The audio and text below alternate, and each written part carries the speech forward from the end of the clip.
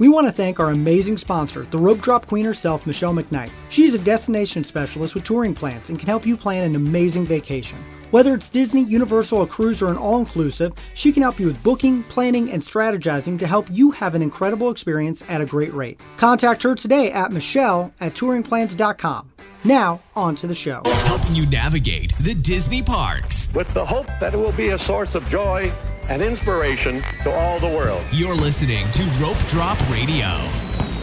Welcome to another Rope Drop Radio. Derek and Doug here live at Hollywood Studios, and we are inviting you to join us as we walk around Galaxy's Edge. We'll talk about what we like, dislike, some changes, some ideas we might have. But first, Doug, you and I can both agree this is our favorite land in all of Walt Disney World.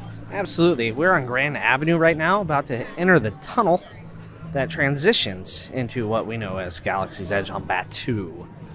And I love this tunnel. I mean, I'll never forget the first time walking through here and just coming in and seeing the other side and seeing the spires. It really does transform you, and the Imagineers did a phenomenal job of really taking you out of the element of being in a theme park and almost feeling like you're in a different planet. Although at 2:20 in the afternoon, it's nice and cool in the tunnel, and it's full of people just sitting like they're lost.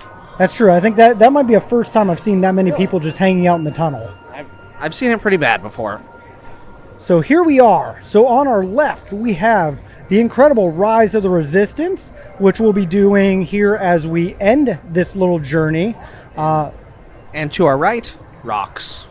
With strollers. Lots of strollers. That's the one thing that bugs me about this land. It's almost like they forgot about parents with little kids in strollers. That's something I wish they would change. Find a way to hide it a little bit better. They did a little bit better like in Pandora and Toy Story Land, but yeah, too many strollers just hanging around.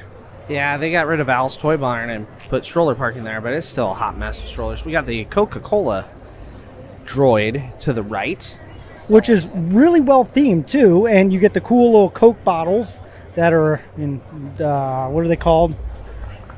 Thermal detonators. There you go. Good, Doug, with the win. But I just like how everything's themed. It doesn't look like a Coke. There's a droid. We have an A-Wing to our right. Oh, we don't want to get in the way of pictures. We almost cut. No, we're just kind of wandering around here. That's what the episode's all about, wandering around Galaxy's Edge, hopefully not running into anyone while we record. And we're going to do a right-handed loop all the way around, so this next stretch is kind of dull to the right side. It's vegetation. In Disneyland, you would find the rivers of America. And so at Disney World, we just get green space because, got to keep it identical. That's true. Well, it saves on construction costs that way. But what I do love is when you do look to the left, you can see those spires way back in the distance, and it really does give that forced perspective of the land being much bigger than it is. And I don't know, somewhere back there is where the resort's going to be. Yeah. This should be the stroller parking right here where we're walking right now. There's some umbrellas with some, things to sit on, but make them park their stroller over here instead of right where it's like really fancy by Rise of the Resistance. There you go. First gripe of the episode. One thing we'd want to do better, and this comes from some of our listeners who, when we're doing listener questions, want to know what we would do to make this land better. And if you travel with Doug at all, he does not hesitate to share with you any ways. We could almost just mic you up for a day and let people listen to all the inner Doug moments that you have with, hey, they should do it this way. Hey, we're already past our second Coca-Cola droid, although he's not operating. And I think this space right here is for another vendor, and it's just empty. But we're about to walk under kind of an archway that on the right side is cast area. On the left side is Ronto Roasters. We'll get there later. We're going to continue hanging right around here, and there's a bunch of speeders on display as we round the bend here. Yeah, I love the theming. And then usually they have characters right now up above. They do not today, which is a little bit of a bummer. But yeah, Stormtroopers hang out along with V, so you have to read the books to know who V is. Yeah, that's a good book. Derek read it, Samantha read it. I have not, because it will ruin a movie eventually. But I do like the little droids in there working on the speeders, and yeah, it's neat. It's neat. Oh, and I love all the sound effects in the background. That is something they did a really good job. You can hear the speeders, you can hear people working. Hey, and what do you know? A third Coca-Cola. They really want you to drink Coke in that too. Yeah, and to our left is the entrance to the Droid Depot. The first entrance as you're coming the direction we are is the reserved time slot for Droid Depot. And then around the bend you have some droids on display. Also to the right is the exit to Toy Story Land. But we have some droids on display which are really cool. A good Instagram wall next to the entrance to Droid Depot with a little blue wording, and it's kind of a neat spot. Yeah, and as we kind of come into town center here, I really like when you look around, you can see that it doesn't look new. It looks old. It looks like it's been here for a while. You really feel like they put a lot of thought into that. And then just put all sorts of random technologies, droids, and of course the sound effects. Yeah, like these guys over here. They're just more droid ports. Yeah, more droids. So you know where the Droid Depot is. But I like how it's like busted droids, heads and stuff. And to the right is the refreshers. When the land first opened and you asked a cast member where the bathroom was, they're like, well, I don't know what that means. And it's because you didn't say refresher. Now we're coming through another archway. On the left is Blue Milk. And to the right is Kylo Ren and 2 stormtroopers giving us the business. Yeah, that is something I do love, is that they do have Kylo Ren, stormtroopers. It's kind of the dark side area over here, the first resistance area. But then, yeah, this Blue Milk. First resistance area. The first order area. Wow, that was bad. For the record, we got up at like 5 in the morning today. Our flight left at 5. I was up at 2:30 in the morning. I got up at like 3:15. So real quick, Blue Milk, Green Milk review. Doug? I'm hoping we can go the whole week without tasting it. I'm a little worried with Wes coming along that we may have to sample it. He's going to at least buy one for us to drink, but it's not good. If you really want one, there's a trash can right here to our left. I guarantee you there's plenty. Oh, that cast member has a tough job. They have to take out that trash can. It's going to be filled with liquid every day. I was a weekend janitor for a while, and one thing I always said was never throw away a liquid. That's not trash. Liquids are not trash. But at Disney World, there's sometimes you can't help it. Like if you made the mistake of buying a green milk, especially. Yeah, that line is nowhere near as full as they would like it to be for the milk. It should be a difficult thing to procure. Like, it should be that popular in Star Wars, but it's not. It's 90-plus degrees out, and there's 3 people in line. A frozen blue milk should hit the spot, but nope. Well, there's also the little First Order gift shop that's just to the left of the stage there. We're going to continue along our way. Yeah, we don't want Kylo Ren over here to see us with the stormtroopers. Also, there's a ton of people taking pictures of him. Literally just standing there, watching somebody stand there. I mean, and then we got this little hole in the wall that is more Coke, in case you didn't get enough Coke.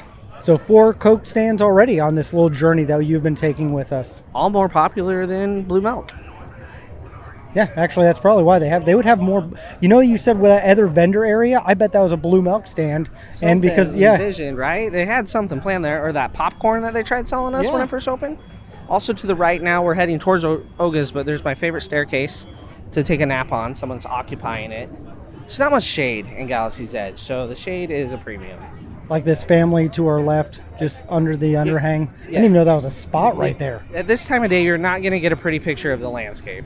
I can tell you that, because there's just people sitting everywhere. But there's the entrance to the one and only Oga's Canteen. We have an ADR there for later this week. Doug and I have been there many times. Review, I love it. I think it's phenomenal. I enjoy it. The one thing I wish they had some more characters in there, some aliens or something, or people to tell a story. And twice as big, that too. Right when you pass Oga's, you get the grand reveal of the Millennium Falcon. I think that's the best feature of the land, is when that is revealed to you coming from this direction. It's kind of like when you first see the castle for the first time. It has a big impact, and they did it very well. You kind of round the bend, and boom, there it is. Yeah, it's phenomenal. It's the entrance to Millennium Falcon Smuggler's Run, and it's so beautiful. I think Doug's got to take a picture of it real quick. And with that, I will give my review. It is a little a lot of people take pictures right here, so most likely, unless you rope drop it, you're going to have people in the background of your pictures. Also, the line for Millennium Falcon Smuggler's Run does wrap around in front of the Falcon. But overall, this is, if you're riding with people you know, this is my favorite attraction on Disney property, especially if you're with family and friends, or hopefully later this week, Doug, me, Wes, Alex, a few others will be on it as well. Doug, where do you rank this attraction? Well, it depends on who I'm with. With my kids, it's number one potentially on property. Say you and I get in line right now, wait the 45, 50 minutes. We'd both be engineers, and then it's a load of hot garbage. I agree. Yeah, If it's all your first time, if you haven't ever ridden it, being an engineer is not bad. But after you've done it with like your children and you can make fun of them for how bad they fly, it's all downhill after that. So I agree completely. Yep. So it's one of the challenging things with this attraction. Oh, let's not get in the way of anyone's pictures. Let's continue up the steps, which will lead us to docking bay 7 here. We're trying to stay out of a picture again. Back up the steps. Yeah, docking bay 7, the only quick service, really only the kind of real restaurant you can sit down and eat in the land. I know you can get a Ronto, but I like the food there. It's unique. It's different. Never much of a wait, I feel like, because I think it scares some of the children away. Yeah, the children's menu is lacking, and they've changed the name, so it's a little more obvious what you're getting. At first, when it opened, a lot of people had trouble knowing like it was chicken, right? So it's good. It's a little pricier than some other equivalent things. So to our left is Doc Ondar's. It's where you can get pre-built lightsabers, all kinds of real, as I would call them, super nerdy Disney stuff. And as you just pass that, is the entrance to Savi's workshop, which is where you can ask about scrap metal and potentially build something. Which we have a whole episode about that. Alden actually got to do that. It's an incredible experience. That and the droid is both worth extra money. And I know, Doug, you've said they're both worth it in their own rights to be able to do at least once. Yeah, if you're a Star Wars fan at all, the lightsaber price tag is an experience, and it's a really fancy lightsaber. You can get way more expensive lightsabers online than $200, and this one's pretty solid. So definitely worth checking out if it's within your budget and you're a Star Wars fan at all, for sure. All right, one of my favorite little areas. I don't know if we're going to be able to get in there with social distancing, but Rontos, man, those are some pretty good little quick service dining. Yeah, we should have mobile ordered one just to get in. A lot of nice seating in the shade, and it butts up right against the shops, which in normal times works great. Now you got to stand in line and get in the shops. So the shops are to our right. Probably not going to get in there, but once again, kind of like Oga's, I wish the shops were bigger, like, and a roof over the top of them. Right, Derek? Yeah, I love the theme. I think they look so cool, and they look like some of the Star Wars films that we've seen. Kind of got that old new feel to them. But you're right, they just need more, especially if you want to make money. Double those in size. And I remember at first they weren't putting any like new or old merchandise in there, like for any of the old films. Yeah, that's kind of slowly been going away because they know you can definitely make some more money in the shop. In the first month or so, it was really only things like they wanted that you could buy in Star Wars. So you couldn't get a T-shirt that said Star Wars, right? But you could get a doll that a kid might have played with. That, and then there was one little part that had Galaxy's Edge merch. Right now the line's not too bad, but I don't think you want us to stand in it and wait. No, but here's what I do love. We're at the they have a virtual wait list. Wow, that's new. New from spring break. That's great. Virtual wait lists for the shops is a great idea.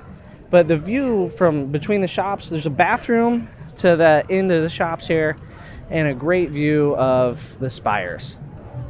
Yeah, and if you ever get to play any of the VR games, Doug, you'll get to see the virtual reality side of all of them. But I really like the theming, and definitely covers up all the land. And like I said earlier, you forget you're in a theme park. So you forget you're in Florida until it rains on you. Or that's a bajillion degrees.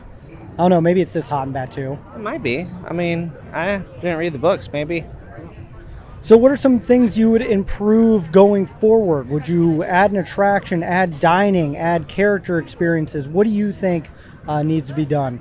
Well, sit-down table service dining with a character is a no-brainer. I don't understand why that wasn't something to begin with. Just blows my mind. That's the big thing they're missing. And a third attraction would be awesome, but I'm getting greedy now. Yeah, I think a third attraction, maybe a kids attraction for sure. I just want to see more characters walking around. Like, I love that we sometimes will see Chewie and a stormtrooper, but why can't there be some random Mandalorians walking around or anything, really? Yeah, I think they're about to totally give up on canon and timelines here. Totally. Yeah, they tried to force it so much in this one little space in the universe, and now with the Disney Plus shows becoming so popular, they're going to have to start getting Grogu and everyone in here. And all the Disney Plus series are set prior to the First Order and the third trilogy. And unfortunately, the two movies that were in production when this land was made was The Last Jedi. So that's basically what we're modeled everything after. And then they took Solo, that movie, and like, how can we shoehorn this into this timeline? And they're like, oh, Hondo can go get some coaxium, because Solo was a whole movie about coaxium. Yep, and here we are walking back where we came from. We got the X-Wing, which I actually do love getting pictures in front of this guy. We might have to do that, not now, but we'll have to come back. A little bit of a line right now, but I do.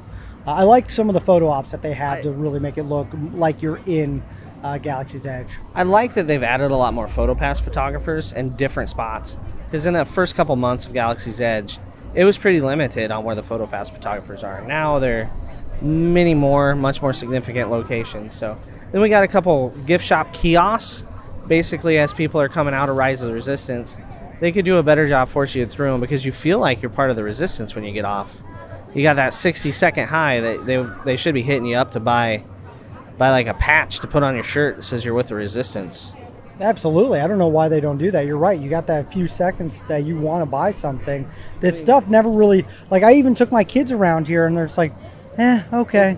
It's got to be more forced on the exit. I think I can see some patches. I want to go see those patches. All right, we are walking to the kiosk now.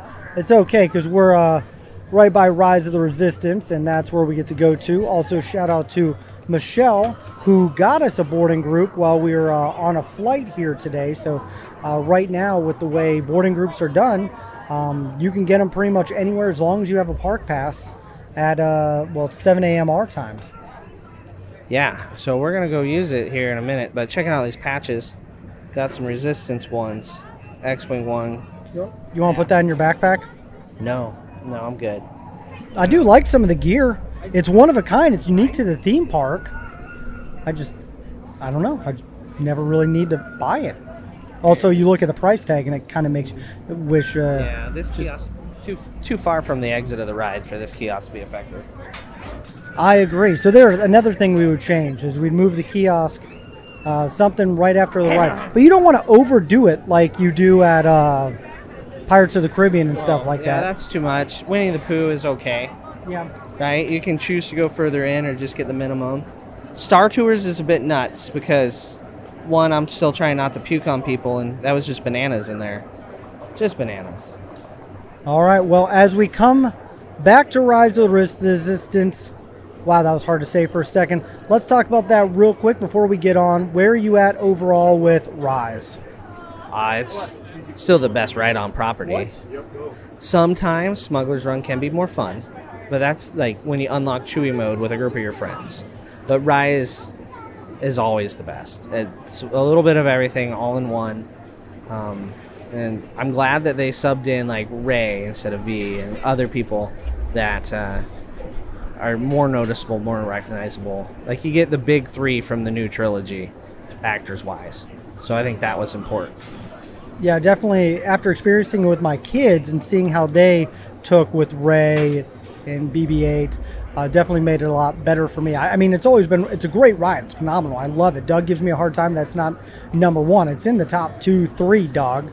It's incredible. So I have some nostalgia wants on it.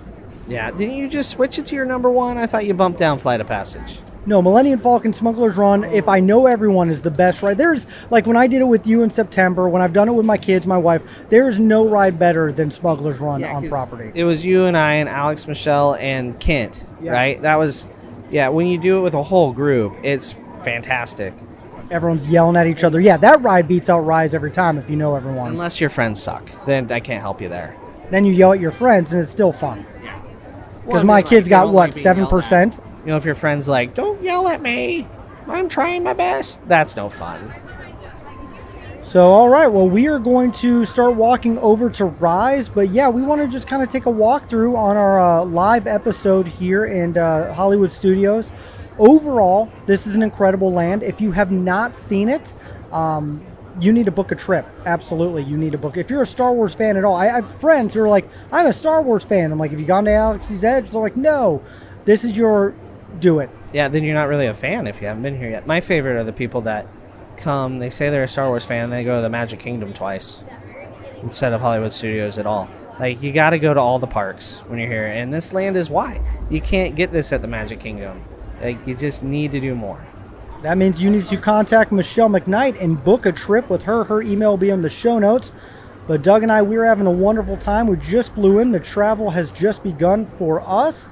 And what a great way to start the trip by being able to do all Star Wars, so Star Tours, and now Rise of the Resistance. So that is it. And if you have any questions about the land, please give us a message, follow us on social media.